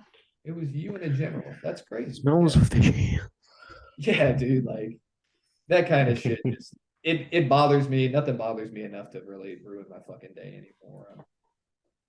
There's nothing like, pulling 3 of your buddies out of a fucking truck and another guy out of the fucking gun turret, which was you.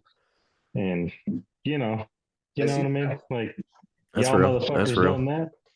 Dude, no, like Tyler's probably one of the only guys that has almost made me cry. When we went back to pick him up, do you remember that, Nick? Yeah, I do. Oh, for the big base after I got back from the hospital?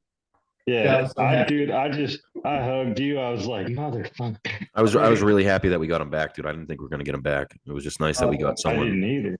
Yeah. I would try to get back that day, man. Like after I realized I was fine, I was like, ooh, can I like go back to work now? We're like, you got to go through concussion. Literally, it's like NFL concussion protocol. Yeah. Really? You were lucky they let you back, dude. I thought that they weren't gonna. Thank God. I thought you were going home. That would have butchered me, man. Because I already had like. You saw the shit show that we were left with when what's his name left, dude. I was like, well, I had like really bad survivor's guilt. Like really. Of course. How could you not? How could you not, dude? But anatomically speaking, I was standing up. And they were sitting down, and the impact hit in front of them, so their legs and everything absorbed it. And I never thought of it like that. Yeah, dude, like I was literally in the best. I got lucky as fuck. Yeah, you did. But yeah, dude, like I was really upset. One, I'm the gunner. I'm supposed to spot shit. And two, why are they royally fucked up? And Bro, if Donnerstag didn't spot it, dude, don't feel like you're in the wrong for Oh, not spotting it. no, now knowing what I know, I asked him specifically. I made sure I asked him specifically, dude. I was like, "Did you see anything? Like, did anything look out of I character for fucked you?" this up for you.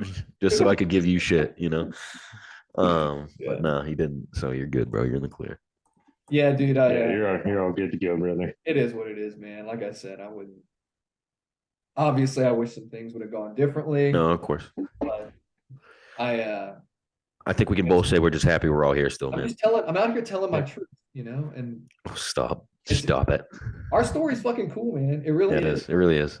Like, I'd I like know a lot of people that see my pictures and they're like, "Where were y'all at?" And I'm like, "This is Afghanistan." And they're like, "No, because you guys are like camping out and chilling and Oh, where are we? dressed however you want to dress." And I'm like, "Yeah, that's where we live." And then we would like, Yeah. we made our own little ghetto gym out of wood and weights. I think that's badass as fuck, dude. Yeah, dude. And like we had fucking Afghanis who were like real Afghanis. Like I used to say that all the time, like Rambo. I wanted to bring Fucking Rambo. Rambo. I think he's dead now, but Yeah, he is. Uh, Most savage individual that I know that's an Afghan. fuck yeah, dude. He carried around a JanSport backpack full of ammunition and grit. Just just literally ready to kill at all And I times. wanted to bring him back to like No. I wanted to bring him to the streets and be like, "Hey, like, yeah, like this is my boy Rambo. Like, cool, we out here thugging." I'm like, "Nah, No. you're not thugging. He'll dead you here. You're not about that life." We'll Rambo's bury you about with that life. rocks right over there. Rambo's killed more people this week than you've seen naked in your whole fucking life. Then fucking COVID, bro. Yeah. Hey, gentlemen, we're running out of time. Fry, I just want to say, man, hey, it's been a pleasure, dude. I love you. I appreciate you coming on the pod, man. And I feel shitty that we haven't talked as much that we should have, but it's been great to talk to you, man. And Dude, don't feel shitty. I'd love to see you down at Donnerstag's coming up, and hopefully we can plan that. Thank you so much for coming on the pod. But yeah, we're episode 48. Tyler Frey. Tyler, give us your closeout, man. Nah, man, no closeouts, dude. I miss you guys. Like I miss my left pinky toe. I really do. Y'all played such an integral part of my fucking growing up, and we did everything together for fucking. Yeah, so basically, man, just great to see you, man. Thanks for coming on, and let's get you down to Donnerstag's. Yeah, for sure, dude. I know we don't always have a good back and forth. We'll go fucking months without talking to each other, but I'm always here if you need me, and I appreciate that. I know you're always there if I need you, dude. So holler, this is great, man. Good podcast you're throwing together. Keep putting it out. It's good work you're doing, dude. Thanks, man. I appreciate that for real. And let's try to keep an open dialogue, man. I'd like to keep like interviewing our guys with you, just because it brings out different stories, Yeah, dude, it's always good to reconnect, man, for sure. Definitely. But stay in touch, and I'll keep you posted about Donnerstag's. But stay safe, and I love you, buddy. Yeah, dude. Always good to see you, man. All right, buddy. Have a good one.